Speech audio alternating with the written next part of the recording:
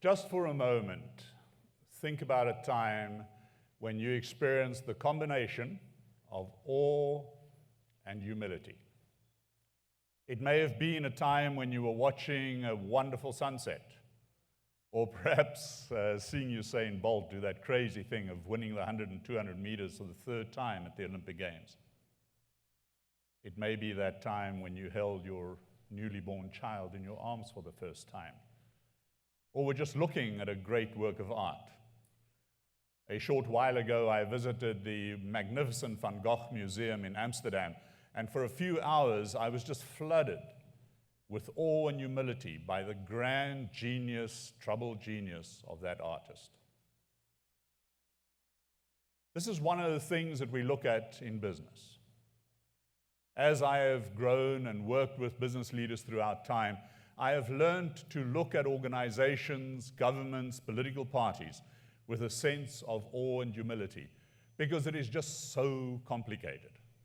And over the years, my thoughts went to why is it that some leaders are capable of implementing sustainable high-performance leaders and others fail? And slowly my thoughts crystallized, and I must admit that it's only really in the last 5 years that I can state it with any conviction. The thing that makes the difference between the leaders that implement sustainable high performance and others are three virtues. The virtues of power, anxiety, and love. When I present this to people for the first time, I get some very, very interesting responses. There's not much problem with power. Most people recognize that power is to do with leadership, because after all, leadership has to make decisions, implement, and execute something. But there is always a choice that leaders have to make. And they have to understand and ask the questions, what if we don't fully comprehend or even underestimate the power of power? As a young executive, an elder mentor of mine said to me, Christo, remember that when you whisper, the people hear a roar. When you whisper, the people hear a roar. And this is one of the benefits and privileges of being in a leadership position, but it's also a burden.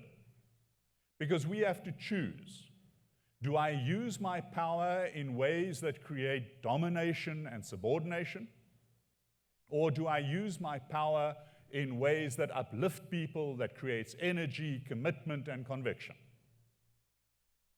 Domination and subordination is always aligned in some way with violence. In its most vulgar and brutal way, it is the violence of slavery, of human trafficking, of murder, rape, spousal abuse. And hopefully, very few of us, none of us, have been ever made the victim of that violence. What if, however, the violence over time becomes subtle and sophisticated?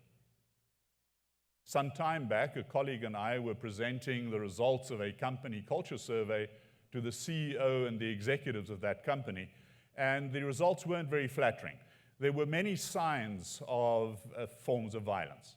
Rigid, top-down decision-making and imposition of thoughts, gossiping, management by fear, secrecy, operating in silos. And as my colleague and I presented the facts, it was quite clear that the CEO was not liking what he was hearing.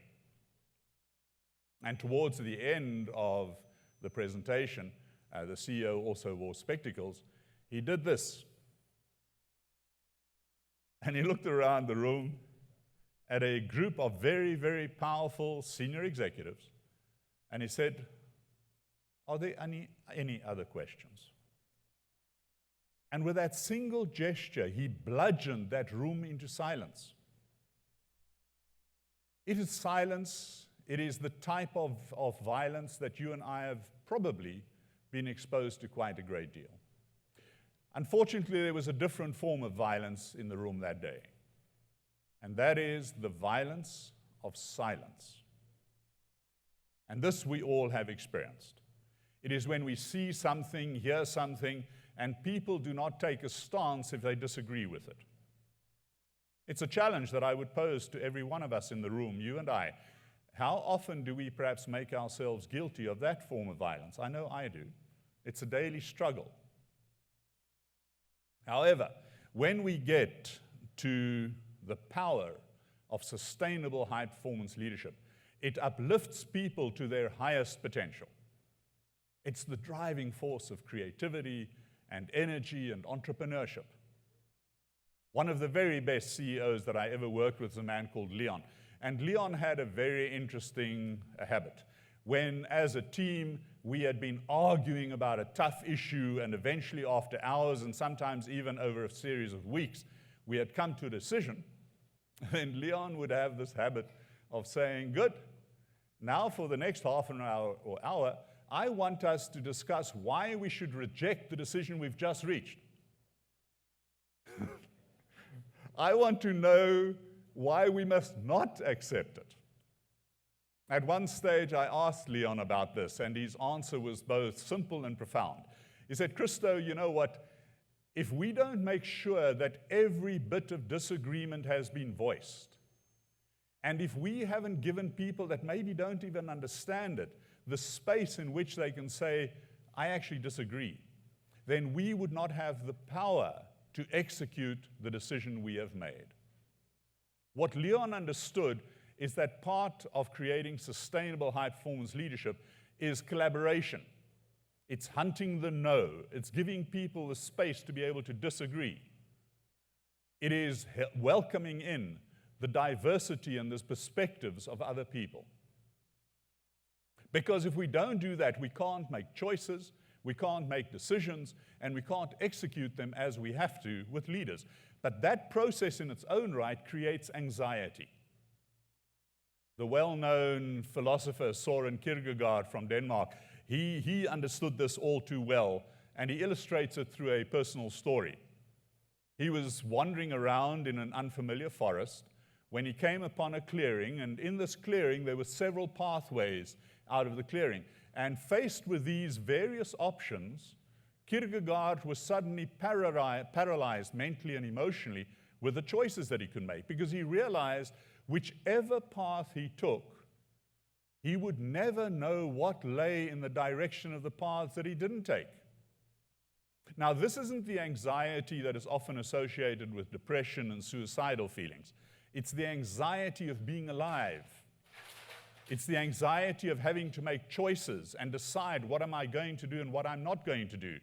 I have a story about this which is very close to my heart because it relates to my son, Ruach. We had just recently moved house, and he had moved into a new school. He was only 10 years old. And I arrived home one evening from work, and Ruach said to me, Dad, could we have a chat, please? We went into the lounge, and Ruach sat down, I sat down, and there was silence. Then he said, you know, Dad, I think we need to walk outside in the garden. So we went out, walked around in the garden a while, still in silence. And he said, Dad, perhaps we need to sit down for this one. Now, at that stage, my father's heart was beating a lot more faster. Was he being bullied at school? Was a teacher picking on him? Couldn't he make friends? So we went and we sat down, and I said to him, this must be something really difficult that you want to talk about. He said, yes, Dad. If a man wants to approach a woman, how does he do that? So I asked him, I said, have you met a girl at school that you really like? And his face lit up. He said, yes, Dad, Sharon. And for a while, we discussed Sharon, and I asked a few questions, and what did he like about her? And then at one stage, I said to him, yeah, you know, my son, this is a tough thing for a man to face. The first time I wanted to ask a girl out for a date, I was so nervous, the palms of my hand became sweaty and clammy. And Ruach's eyes grew big, and he said, really, Dad? Feel that. He said, I'm only talking about her and my hands are sweaty. That's the anxiety of life. It's the anxiety of knowing we're going to cross a new threshold, that we've got something to learn, that the confusion and the uncertainty is telling me I'm alive. But for anxiety to come out in that positive and beautiful human way, It needs to feel that there's a place of safety. It needs to encourage me to say my vulnerability is not going to be used against me. When I make myself vulnerable, I'm going to be accepted. In one word, it has to be an environment of love. Now, when I introduce this, especially to executives, I get sort of views of disbelief. This is an organization, we've got to make tough decisions, make sure they're executed, and manage bad performance. The single biggest lesson that I ever learned about leadership is about love. Not the romantic love of Hollywood and Bollywood movies. It was taught to me by a wonderful, wonderful woman, Albertina Sisulu, or Mama Sisulu, as many of us knew her. She was the wife of Walter Sisulu, who spent many, many years in jail with Nelson Mandela and was one of Nelson Mandela's great mentors. At that stage, Mama Sisulu was one of South Africa's most powerful leaders. She was the co-president of the largest anti-apartheid and pro-democracy movement in the country. I, on the other hand, was working with leaders across the political spectrum, from white supremacists that were committed to racism and apartheid, right through to mass movements and leaders that many were in exile or in jail, and trying to bring these disparate and conflicting parties together. And at some stage, members of this supremacist, white supremacist, racist movement asked me to meet with them, but in secret. I was concerned, so I went to Mama Sisulu for advice. And I asked her, should I meet with this group? Without a single moment of hesitation, Mama Sisulu put her hand on my shoulder, and she said, but my son, you have no choice. You may hate what they stand for, but you may never hate them. It is only through love that we will move into the future together. That was 30 years ago. And today, I still wrestle with this awesome leadership challenge. How can I disagree with someone or even fundamentally reject what they are standing for, but do it in such a way that it doesn't undermine their sense of self-esteem, their sense of human dignity, and that I can handle it with respect? What an awesome leadership challenge. Power, anxiety, and love. We only really understand the magic of these three forces when we understand what happens when they come together. Power without anxiety breeds malevolence, it breeds manipulation and sociopathic behavior. Power without love becomes brutal and oppressive. Anxiety without power sows the seeds of perpetual victimhood. Anxiety without love is so, so lonely and isolating. Love without power, it's an empty promise with no real sense of commitment. Love without anxiety is just simply never having lived life to its beautiful, full extent. I've had the privilege of working with leaders over many, many years, and to see them blossoming into their total humanity when they embrace these virtues and learn how to practice the behaviors and the attitudes. And this is one of the good news factors, is that we actually can teach people how to do it and how to develop them.